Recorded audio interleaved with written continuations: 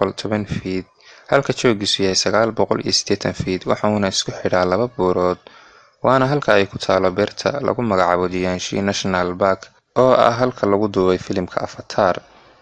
biriijkan ayaa ballac ahaan isku jira 20 feet waxaana gashay dhisitaankiisii lacag dhan $3,400,000. biriijkan ayaa ka samaysan 99 lakab oo muraayad ah kuwaasoo laga dhex arki karo dhulka. muraayadahan ayaa ah kuwo aad u adag xitaa aysan xabadu karin. biriijkan ayaa ah biriijka ugu caansan China. dadka ayaa aad u xiiseeya kuna gala sawirro cajiib ah halka kuwa kalena ay ku bartaan ciyaaraha yoga. aroosyada cusub ayaa ku gala sawirro xasuus ah. Drift Bridge waa mid ka mid ah kuwa ugu khatarta badan biriijyada dunida. wuxuu ku yaalaa dalka Switzerland caasimadiisa Bern waxaana la dhisay sanadii 2004. 5 sano kadib dib u habeyntii ugu horeysay ayaa lagu sameeyay.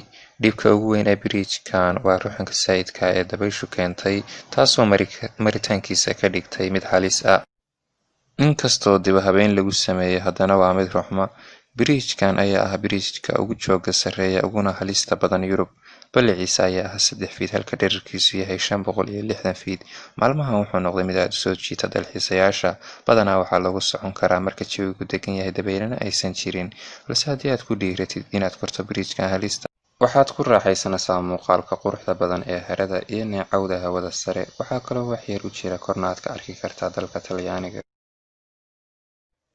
Capilano Bridge waxa uu ku yaalaa dalka Canada. biriijkan ayaa loo tixgeliyaa inuu ka mid yahay biriijyada halista ah dalxiisayaashana aadka u soo jiita. waxa uu dul maraa webi waxaana ku yaala dhul dabiici ah oo aad u qurux badan. waxaa ku wareegsan kaymo cagaaran. biriijkan ayaa la furay sanadii 1956. dhererkiisa ayaa 460 feet. habka loo dhisay ayaa ah mid aad u fiican wuxuuna qaadi karaa culayska 96 maroodi halkii mar. biriijkan ayaa si nabadgelyo ah looga gudbi karaa haddii si taxadar leh loo maro. biriijkan ayaa aad u dheer ruxana sameeya marka ay dadku marayaan.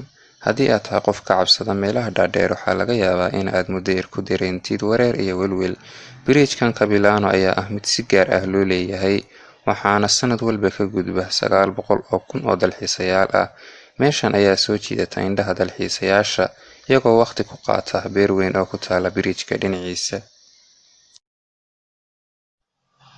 Hussein Bridge biriijkan wuxuu ku yaalaa dalka Pakistan. biriijkan ayaa dadku aad u xiiseeyaan balse dhibaatada waxaa keena dabaylaha ka dhaca halkan. biriijkan ayaa lagu dhisay xadhko adag iyo alwaaxyo si tartiib ah u dhammaanaya. biriijkan ayaa waqti hore la dhisay. dadka degan halkaani ma xusuustaan waqtiga saxda ah ee la dhisay biriijkan. waxaa lagu dhisay alwaaxyo kala durugsan kuwaas oo qofku ka dhici karo. waxaa mararka qaar ka dhaca dabaylo aanan istaagayn. in laga gudbo webigan adiga oo maraya biriijkan ayaa ah mid aad u halis badan. biriijkan Hussein ayaa ku yaala tuulo ay isku magac yihiin biriijka. dadka degan tuuladan ayaa xusuusta ugu yaraan 10 qof oo ku geeriyooday biriijkan. Carrick Arid biriijkan wuxuu ku yaalaa gobolka Outram ee waqooyiga Ireland. biriijkan ayaa Ireland ku xidha jasiiradan yar ee Carrick taas oo caan ku ah kalluumaysiga. waxaa dhisay biriijkan dad kalluumaysata waxayna u dhiseen si ay ugu gudbaan jasiiradda ugana soo kalluumaystaan. waxaa mari jiray dadka geesiyaasha ah. haddii aad ku turanturootid waa meel aad naftaada ku waayi karaysid. kalluunka oo yaraaday awgeed waxay sababtay in biriijku noqdo mid aan cidina isticmaalin. si kastaba ha ahaatee biriijku dhowr sano ka hor wuxuu noqday mid ay yimaadaan dalxiisayaasha ugu badan Ireland. lacag badan ayaa loo ururiyay si dib u habeyn loogu sameeyo biriijka. waa la adkeeyay isagoo lagu dhisay alwaaxyo tayo leh haddana waa mid si saa'ida u ruxma. sanad walba waxaa yimaada dalxiisayaal ka badan 250,000 oo qof si ay ugu damaashadaan una bixiyaan lacag yar. biriijkan ayaa gelitaankiisa lagu bixiyaa lacag dhan £5 oo khoyla. mid ka mid ah biriijyada dunida ugu khatarsan wuxuu ku yaalaa dalka Mexico. biriijkan dhisitaankiisu wuxuu biloomay sanadii 1898 kaasoo ahaa wadada ugu dhow ee magaalada loo maro. magaaladan ayaa laga qodi jiray macdanaha qaaliga. dhisitaankiisii kadib ilaa hadda wuxuu ka mid yahay biriijyada ugu dheer dunida. biriijkan ayaa ah mid adag laguna dhisay xadhko bir ah kuwaasoo waqtigii la dhisayay dunida ku cusbaa. markii macdantii dhammaatay shaqaalihiina shaqada joojiyeen biriijku wuxuu noqday mid aan cidina isticmaalin. biriijkan ayaa joogiisa sare ayaa soo jiita dadka isboortiska. marka aad dul maraysid waxa aad dareemaysaa in culayskaagu isdhimay. garaafitiga yaraaday awgiis waxaa kaloo soo jiita dadka qaabka loo sameeyay dhagxaanta la qoray ee dhinac kasta ka xiga biriijka. Meeshan waxay aad caan ugu tahay sawir-qaadayaasha. Biriijkan ayaa leh buuro si qurux badan loo qoray kuwaas oo leh muuqaal wanaagsan. Biriijka daanyeerka. Biriijkan ayaa ku yaala koonfurta dalka Vietnam halka uu ku yaalo webiga Delta. Biriijkan ayaa loo dhisay si ka duwan biriijyada caadiga ah ee dadku maraan, waana sababta loogu bixiyay magacaan biriijkii daanyeerka. Waana mid ku habboon oo aad moodaysid in loo sameeyay in daanyeerku ku socdo. Biriijkan ayaa dadka deegaanku isticmaalayeen sanado badan. Biriijkan ayaa lagu sameeyay geed bamboo la dhaho, kaasoo la jirida waaweyn laguna adkeeyay xadhko. Qayb ka mid ah biriijkan waxaa khasaba in aad isqaloocisid marka aad maraysid. Biriijkan ayaa qayb dheer tahay qaybna gaaban tahay, ma lahan midka kale la mid ah.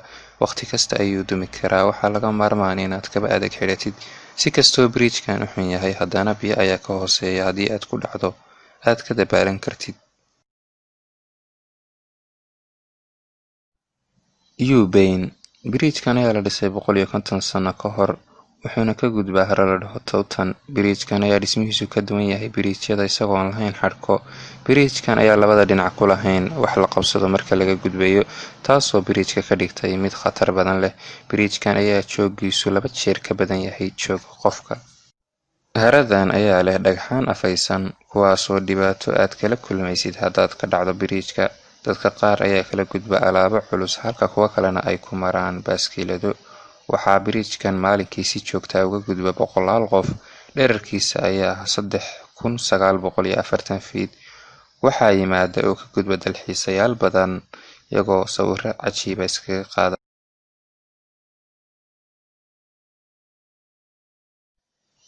Gaza Bridge waxa uu ku yaalaa dalka Nepal. Biriijkan qaabka loo dhisay waa mid aad la yaabayso marka aad aragto. Waxa uu ku yaalaa meel aan ka fogeyn tuulo ay isku magac yihiin. Waxaa loo adeegsadaa isu gudubka dadka oo keliyana kama gudbaan, marka qaar waxaa la mariyaa oo laga gudbiyaa xoolaha ay dhaqdaan dadka tuuladan degani.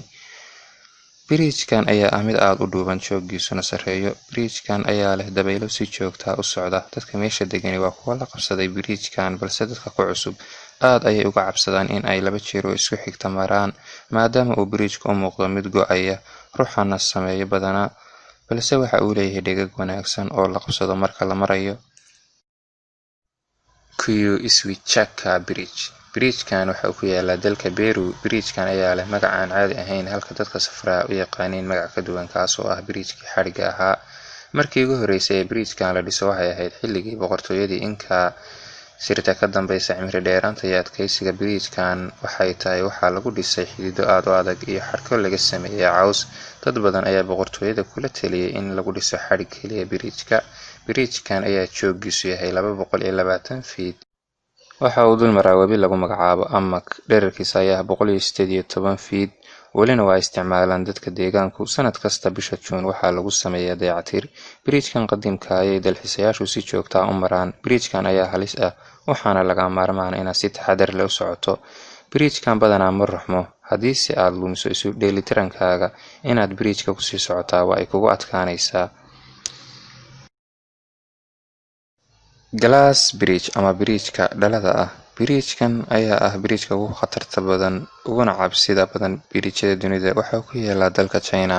Biriijkan ayaa loo tixgeliyaa inuu yahay biriijka ugu dheer biriijyada noociisa ah. Dhererkiisa ayaa 1400